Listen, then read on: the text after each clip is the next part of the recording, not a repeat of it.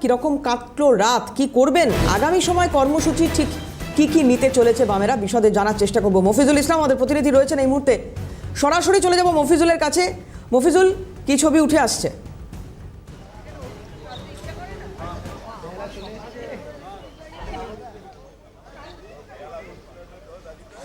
দেখা যেমনটা বললে, রাত ভোর তারা কিন্তু সিও দপ্তরের সামনে অর্যত ধর্নায় বসেছিলেন এবং যতক্ষণ না পর্যন্ত সিও মনোজ আগরওয়াল তাদের সঙ্গে কথা বলবেন, তাদের যে দাবি সেই দাবি প্রসঙ্গে আলোচনায় বসবেন, ততক্ষণ পর্যন্ত তারা কিন্তু বাইরে এইভাবেই ধর্নায় থাকবেন। কারণ গতকালকে সারাদিন তারা চেষ্টা করেছিলেন সিও মনোজ আগরওয়ালের সঙ্গে দেখা করার। সেখানে তাদের দাবি একটাই যে যত দিন না পর্যন্ত যে এসআইআর প্রক্রিয়া সম্পূর্ণভাবে কমপ্লিট হচ্ছে এবং সমস্ত বৈধ ভোটারের নাম তালিকায় উঠছে, ততদিন পর্যন্ত নির্বাচন সংক্রান্ত কোনো বিজ্ঞপ্তি জারি করা যাবে না। এই দাবিকে সামনে রেখে তারা সিওর সঙ্গে দেখা করতে চেয়েছিলেন। তুমি দেখো যে এখনো পর্যন্ত রাতভর যারা অবস্থানে ছিলেন, ধর্নায় ছিলেন, তারা এখনো ঠিক একই রকমভাবে বসে রয়েছেন। কারণ আজকেও তাদের দাবি যদি দেখা করেন তো ভালো, না হলে তাদের এই অবস্থান চলবেন। মীনাক্ষী মুখার্জি তিনি কিন্তু কালকে প্রথম থেকে আজকে রাতভর এইভাবেই রাস্তাতে তিনি কিন্তু বসেছিলেন। তার সঙ্গে কথা বলবো। মীনাক্ষী, বারবার আমরা বিভিন্ন ইস্যুতে আপনাকে রাস্তাতে এইভাবে থাকতে দেখেছি বা আপনাদের কর্মীদের নেতাদের সবাইকে রাস্তায় থাকতে দেখেছি, কিন্তু কালকে একটা মানে ন্যায্য একটা ইস্যুকে সামনে রেখে আপনারা সিওর সঙ্গে দেখা করতে চেয়েছিলেন। সিও তো অনেকের সঙ্গেই দেখা করেন, ডেপুটেশন নেন, আপনাদের ক্ষেত্রে কেন তিনি এড়িয়ে যাচ্ছেন বলে মনে হচ্ছে? কেন আপনাদের সঙ্গে দেখা করতে চাইছেন না? তা তো বলতে পারবো না উনি কেন দেখা করতে চাইছেন না, তবে উনি শেষ অবধি দেখা করবেন কি করবেন না এটা হলো প্রশ্ন। রাজ্যের অসংখ্য মানুষের নাম অ্যাডজুডিকেশনে রেখে ডিলিট করে দিয়ে উনি যদি ভাবেন সিপিআইএমের সঙ্গে, বামপন্থীদের সঙ্গে দেখা না করে, কথা না শুনে, এর ব্যবস্থা না করে উনি পার পেয়ে যাবেন, সেটা হবে না। নির্বাচন কমিশন তো খুব তাড়াতাড়ি বিজ্ঞপ্তি জারি করবে, নির্ঘণ্ট ঘোষণা করবে বলে তারা প্রস্তুতি নিচ্ছেন। তাহলে তার মধ্যে যদি এই প্রক্রিয়া সম্পূর্ণ না হয় তখন অবস্থান কি হবে আপনাদের? আমরা কি কেউ ভোট চাইছি না, নাকি ভোট বন্ধ করতে বলছি? কিন্তু 60 লক্ষ ভোটারকে বিচারাধীন রেখে কোন ভোট করতে চাইছে ইলেকশন কমিশন? আজকে তাহলে কি করণীয় আপনাদের? আপনারা কি আবার দেখা করার জন্য কোনো বার্তা পাঠাবেন, নাকি যেহেতু গতকালকে বার্তা পাঠিয়েছিলেন আর না বার্তা পাঠিয়ে এইখানেই আপনারা অপেক্ষা করবেন, এখানেই কোনো কর্মসূচি নেন? আমরা কাল বলেছিলাম যে এসেছি, ইলেকশন কমিশনকে দায়িত্ব নিতে হবে, নিজের দায়িত্ব থেকে হাত গুটিয়ে নেওয়া যাবে না। বিজেপি যতই ওর মাথায় হাত রাখুক, ইলেকশন কমিশন পাবলিক সার্ভেন্ট, তাকে পাবলিকের জন্য কাজ করতে হবে। তৃণমূল যতই ধোঁয়া দিয়ে ইলেকশন কমিশনের দায়িত্ব থেকে ইলেকশন কমিশনকে পার পাইয়ে দিয়ে শুধুমাত্র এসআইআরকে হাতে নিয়ে ভোট বৈতরণী পার হতে চাইছে, এসব কোনো রাজনৈতিক আর কোনো চাতুরতা আমরা আগামীকাল মমতা বন্দ্যোপাধ্যায় ধর্নায় বসছেন, সঙ্গে বামপন্থী এবং অন্যান্য সহযোগী দল রাতভর এখানে আছে, এখনও চলবে। ইলেকশন কমিশন ঠিক করবে যে তারা কি চাইছে। আপনারা রাতভর এখানে ধর্ণা অবস্থান করলেন। আগামীকাল 6 তারিখ মুখ্যমন্ত্রী মমতা বন্দ্যোপাধ্যায় ইস্যুকে সামনে রেখে মেট্রো চ্যানেলে তিনি ধর্নায় বসবেন। মুখ্যমন্ত্রীও ধর্নায় বসছেন, আপনারাও এখানে ধর্নায় রয়েছেন, অথচ সিওর সঙ্গে আপনারা দেখা করতে চাইছেন, উনি দেখা করছেন না, এখনও পর্যন্ত করেননি। আর মুখ্যমন্ত্রী এই ধর্নায় বসাকে নিয়ে কি বলবেন? মুখ্যমন্ত্রী এ রাজ্যের সাধারণ মানুষ ভোট দিয়ে একটি রাজনৈতিক দলকে নির্বাচিত করেছিল, তার মধ্যে উনি মুখ্যমন্ত্রী হয়েছেন। যত রকমের নাটক আছে করে নিয়েছেন, মেট্রোতে বাকি একটু আছে সেটুকুও করে নেবেন। তারপর কি? ছাত্র যুবদের অনেকেই রয়েছেন, প্রতিকূলকে মিস করছেন? নিয়ে রাজ্যের পুলিশ প্রশাসনের কোনো ভূমিকা নেই। এই এসআইআরের প্রক্রিয়াতে পশ্চিমবঙ্গে বিজেপির পার্টিটা নাগরিকত্বের কাগজ বিক্রি করলো, রাজ্যের পুলিশ চোখে ঠুলি পড়েছিল। আজকে আপনার এই অবস্থান কর্মসূচিতে আপনার দলের বা আপনার সঙ্গী অনেক কি দেখেছি, প্রতিকূলকে কি মিস করছেন এখানে? না, লড়াইটা রাজনীতির, মানুষের জন্য, মানুষের দাবিতে, মানুষের স্বার্থে। যারা মানুষের স্বার্থ বোঝে না তাদেরকে মিস করার কোনো ব্যাপার নেই।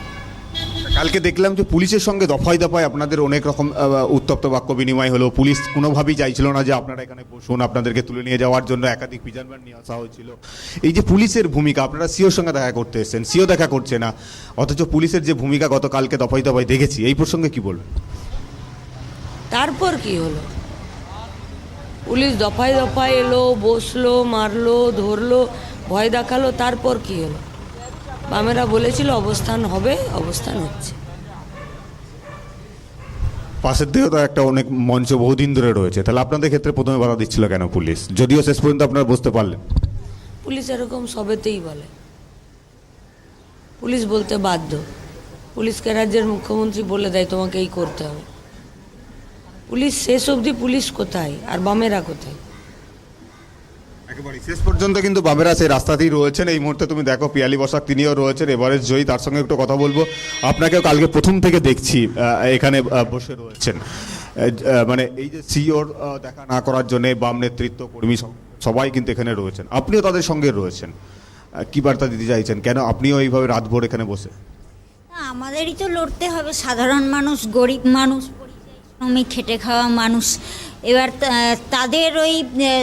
তাদের অসহায়তার সুযোগ নিয়ে সরকার, তৃণমূল আর বিজেপি সরকার এইভাবে তাদেরকে মানে ঠকিয়ে, ওদের ভোটেই তো এরা জিতে এসছে, তাহলে আজকে তাদের ভোটের অধিকার থেকে বাদ দেওয়া হচ্ছে কেন? তাহলে তাদেরকে যদি বলা হয় যে তারা দেশের নাগরিক নয়, ভোটার নয়, তার মানে তো রাজ্য সরকার, কেন্দ্রীয় সরকার দুটোও তো মানে অবৈধ হয়ে গেল, তাদের তো তাহলে যোগ্যতা নেই। তাহলে ওরা এটা বলার সাহস পাচ্ছে কী করে যে যাদের ভোটে ওরা জিতে এলো, হ্যাঁ, দিয়ে লুটপাট চালাচ্ছে, তাদেরকে বলছে যে অবৈধ, হ্যাঁ, আমাদের দেশের নাগরিক নয়। তো তাদের জন্য তো আমাদেরই লড়তে হবে। আর পরিযায়ী শ্রমিক, দরিদ্র মানুষ, তারা তো অত পড়াশোনাও জানে না বা সময়ও পায় না। পরিযায়ী শ্রমিক তো অন্য রাজ্যে কাজ করতে হচ্ছে, বারবার এখানে এসে কাগজ জমা দিয়ে করা, এইসব তো করতে পারবে না।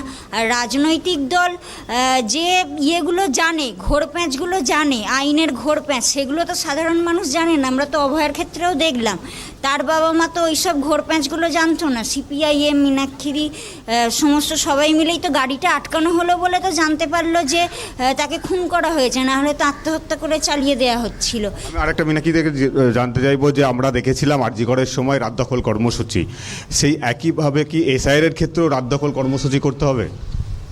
দেখুন, মানুষের স্বার্থ, মানুষের ভোটার লিস্টে বৈধ ভোটারদের নাম থাকার লড়াই, তো মানুষ রাস্তায় থেকে সিদ্ধান্ত নেবে, সিপিআইএম সেই সিদ্ধান্তকে নেতৃত্ব দেবে। এইভাবে কি রাত ভোর দিন এইভাবে রাস্তাতেই কাটবে যতক্ষণ না পর্যন্ত এই সমস্যার সমাধানে সিও বা ইলেকশন কমিশন কোনো পদক্ষেপ না নিচ্ছে? একদম এইভাবেই থাকতে হবে যতক্ষণ না পর্যন্ত বৈধ ভোটারদের নাম লিস্টে মফিজুল, ওঠে। একটা বিষয় একটু জানতে চাও, পুলিশ যতই 7 লক্ষ ভোটারের কি হবে শেষ পর্যন্ত এক্ষুনি বোঝা সম্ভব নয়, কিন্তু কোনো রাজনৈতিক দলের কি লাভ হতে পারে?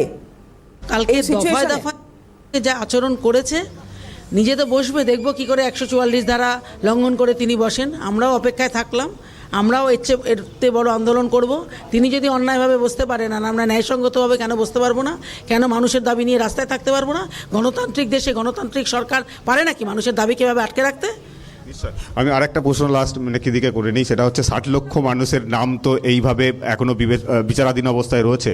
দেখুন, এদের নাম উঠলো কি উঠলো না, তার আগে ইলেকশন ঘোষণা হলো কি হলো না, তার বাইরে কোনো রাজনৈতিক দলের কি ফায়দা হতে পারে এই 60 লক্ষ নামের জন্য, বা আপনাদেরই কি কোনো ফায়দা রয়েছে এর মধ্যে?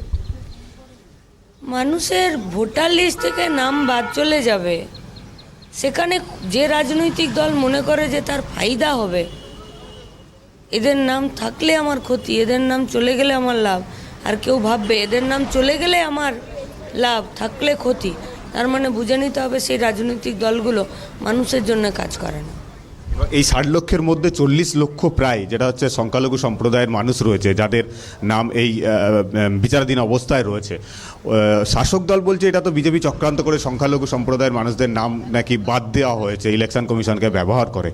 এই যে এত পরিমাণ সংখ্যালঘু সম্প্রদায় অধ্যুষিত 6টি জেলা থেকে নাম বাদ যাচ্ছে বা নাম বিচারাধীন অবস্থায় রয়েছে, এর পেছনে আপনারাও কি মনে করেন কোনো ষড়যন্ত্র রয়েছে? প্রথম কথা হচ্ছে সব জেলা থেকেই নাম অ্যাডজুডিকেশনে গেছে, বাদ গেছে। জেলা যাই হোক, ধর্ম, ভাষা যাই হোক, সরকারি কর্মচারী 30 বছর ধরে শিক্ষকতা করেছে, নাম বাদ চলে গেছে। বিএলও নাম বাদ চলে গেছে। এলাকার সাধারণ মানুষ, তিনি হিন্দু হন, তিনি মুসলমান হন, দীর্ঘদিনের বাসিন্দা, তার ভোটের কাগজপত্র, তার অন্য আর 5টা সরকারি কাগজপত্র সব আছে, তার নাম বাদ চলে গেছে। তার মানে নাম বাদ গেছে, নাম বাদ যাবার কারণ ছিল না। সেখানে 5টা মুসলমানদের নাম বাদ যাক আর একটা হিন্দুদের নাম বাদ যাক, তার মানে এই অফিসটা জালিয়াতি করেছে অ্যাডজুডিকেশনের। রাজ্যের প্রশাসন, রাজ্যের তৃণমূল কংগ্রেসের পার্টি এবং দেশের বিজেপির পার্টি এই এসআইআরকে রাজনৈতিক উদ্দেশ্য প্রণোদিতভাবে গোটা পশ্চিমবঙ্গে অস্থির পরিবেশ এবং শেষমেশ এটি একটি দাঙ্গার পরিবেশে পরিণত করতে চাইছে। রাজ্যের পুলিশ চুপচাপ বসে থাকবে, যেমন শামশেরগঞ্জ ধুলিয়ানে হয়েছিল, 4.5 ঘন্টা ঘরদোর বৈধ ভোটার থাকুক এই উদ্দেশ্যেই তো এসআইআর, এত বিরোধিতা কেন? তাই হবে ফিরে। আপনি যেমন বিডিও বিএলওদের কথা বললেন, ঠিক একই রকমভাবে অ্যাডজুডিকেশন আরেকবার বৈধ ভোটার থাকুক এই উদ্দেশ্যেই এসআইআর, এত বিরোধিতা কেন তাহলে?